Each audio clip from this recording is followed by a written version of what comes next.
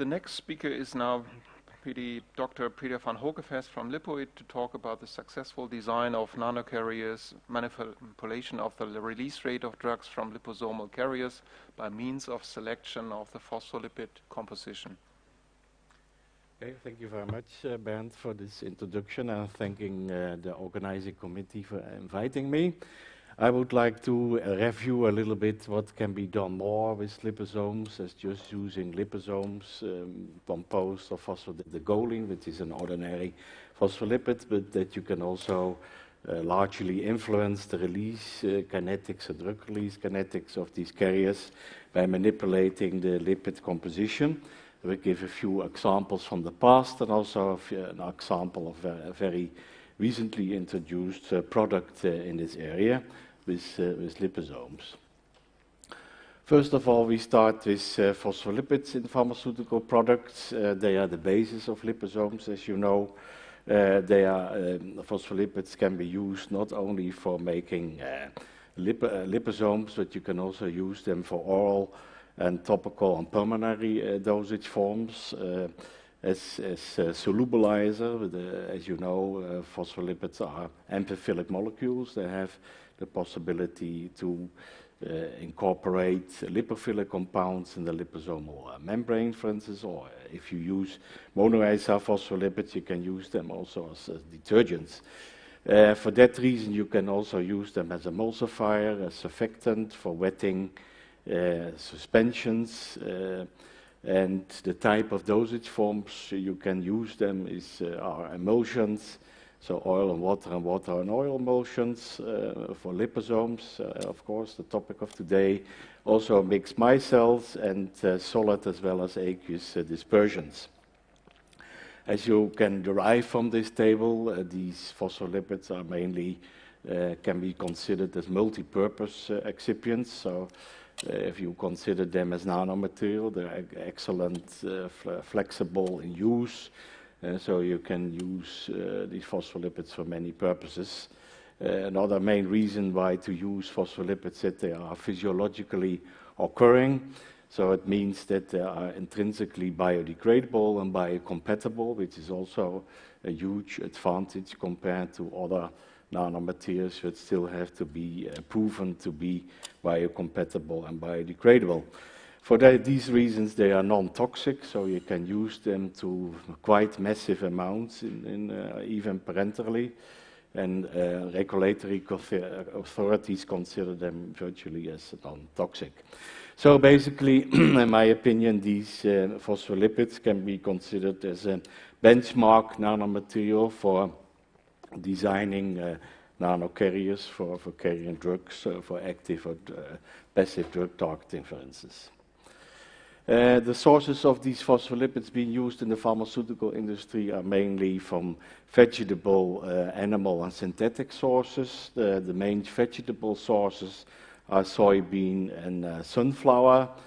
Sunflower is popping up because of some concerns on allergy for soybeans, and sunflowers for the time being has no allergies known to that, so sunflower phospholipids could be an alternative, also meeting USP monograph requirements. For animal sources, egg yolk phospholipids are very popular, and especially for liposome work, the synthetic phospholipids, as you know, with well-defined fatty acid compositions, are being used abundantly, especially in liposomes. So the question is, when will we use natural phospholipids, so coming from soy and egg, and also you can hydrogenate them, so to make saturated phospholipid out of it. And when do you use synthetic phospholipid? That is described in this table. As you can see, synthetic phospholipids, well known for use in liposomes, actually indeed only used in liposomes because liposomal products are most of the time high-profile products. Also, you can sell them for high prices, and then the cost of goods of these synthetic phospholipids are compatible for economical reasons with this type of products. However, if you would like to use phospholipids for topical administration to the skin, for instance, or for oral administration, then I would not use synthetic phospholipids, but use natural phospholipids because they are much cheaper, and also they are abundantly available in tons of amounts of pharmaceutical quality, so making these mass products, especially for oral administration, possible. However, for liposome type of products, which are basically, it's still relatively small products, we have to say, the synthetic phospholipids are perfectly okay, and the worldwide capacity produced these synthetic phospholipids is enough to take care of these relatively small products. You would be surprised to know which phospholipid is being sold most from this list, and that is actually egg phosphatidylcholine as emulsifier in oil and water emulsion for parenteral nutrition. So parenteral nutrition is a very large product, and egg phosphatidylcholine is a natural emulsifier without any side effects. So this is a very popular and viable combination. And the volume of sales of these of tons, also amounts being sold of these egg phospholipids is many times larger than we sell phospholipids for liposomes.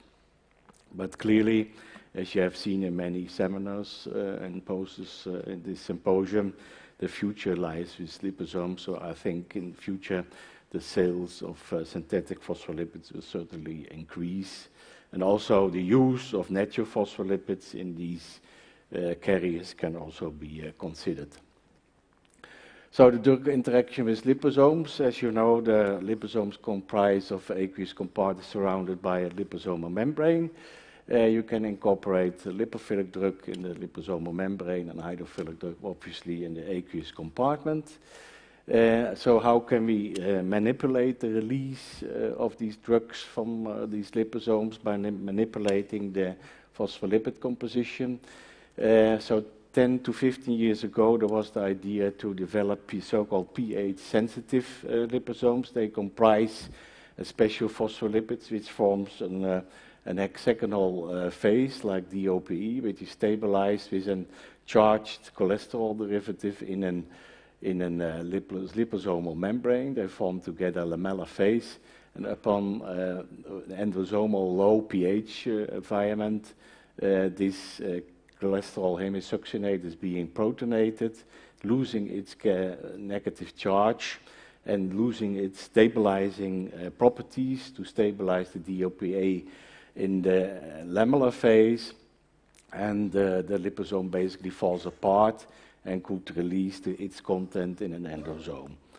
So this is depicted here in this schedule, how such a pH-sensitive liposomes could enter an endosome and either release its contents or fuse because of the action of the hexagonal phase-forming lipid with the endosomal membrane, and release its content in the cytosol, for instance, for gene therapy.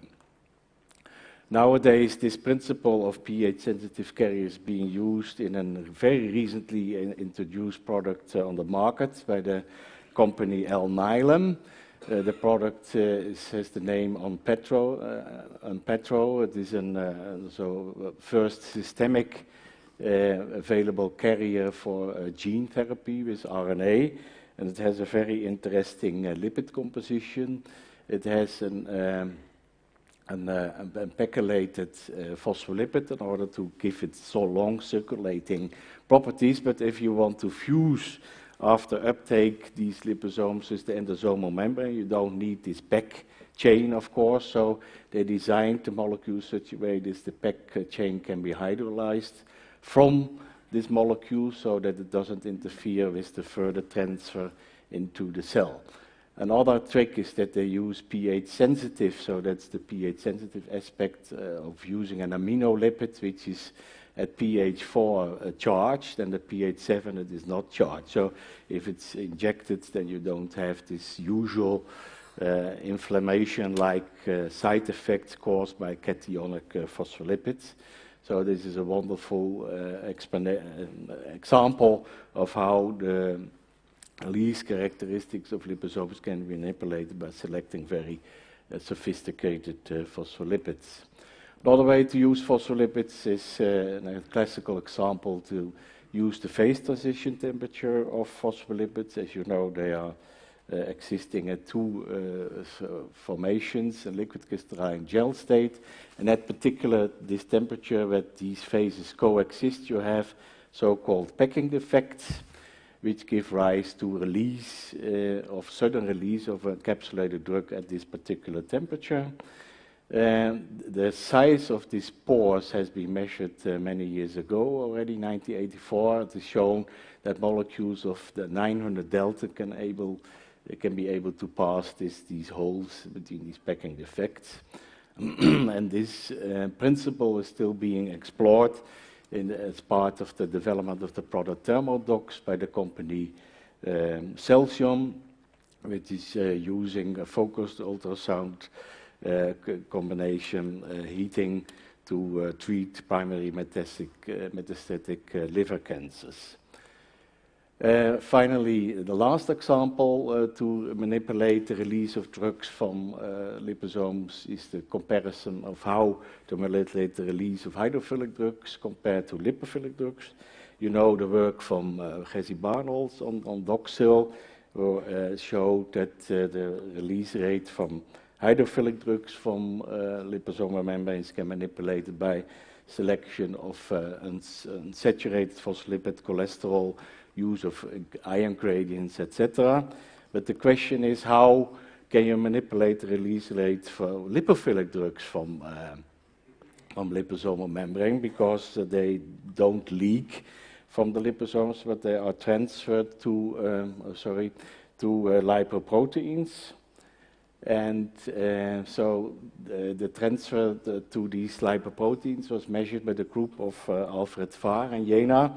They investigated that this transfer from liposomes to lipoproteins by exploring the drug timoporphin, which is a photosensitizer, incubated these liposomes as plasma and analyzed the plasma after incubation with size inclusion chromatography, and found that here the release of lipophilic drugs is following exactly the opposite pattern as for hydrophilic drugs, namely that, as you can see here from the ratio of timoporphin to lipids, that the saturated phospholipids compared to the unsaturated here release the drugs faster than the unsaturated ones. So this is just the opposite as compared to hydrophilic drugs. This is explained by the fact that these lipophilic drugs, they don't like to stay inside these gel state phospholipids. The match of the molecules with these membranes are not perfect, so the drug is expelled from these liposomal membranes in a very fast way. So to conclude my story, liposome technology is becoming more sophisticated and more drug delivery and release mechanisms are becoming available. The clinical experience through all these, I think there are about now 15 products entering the market or are on the market, is showing the viability of this technology. And in my opinion, these facts underscore the importance of liposomes for modern nanomedicines, and I hope you will consider them also for your future development. Thank you for your attention. Thank you very much, Peter. Any questions? Yes, please. You have mentioned the use of soy phospholipids for solid oral formulations. Can you explain the rationale behind this?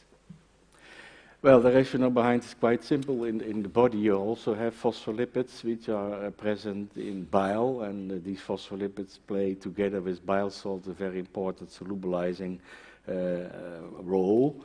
And so the idea is to use phospholipids also as natural solubilizers, especially the monoacyl lecithin is abundantly available in bile. This is an excellent solubilizer optimized by billions years of evolution. So I don't think you need polymers for that, and Mother Nature is teaching us there a lesson that also phospholipids, which are naturally occurring in the GI tract, also can be used as excipients for oral solubilization. So it's for hydrophobic drugs? Pardon? In order to improve the absorption of The oral pharmaceuticals. bioavailability, yes, exactly, is for solubilizing purposes, yeah. Thank you for your presentation. You mentioned earlier that some of the soy lipids can induce an allergic response. Is it known what in those lipids are causing that? Well, these are obviously the soy proteins, and but of course these proteins are completely removed. You can't detect them with any ELISA technology, but the regulatory authorities, they demand that if you use soy as a raw material source, that you still mentioned there is a theoretical risk for getting allergy caused by the residue of these soy proteins, but we can't detect them anyway, so this is a very theoretical situation. Yeah. Thank you very much. Yeah.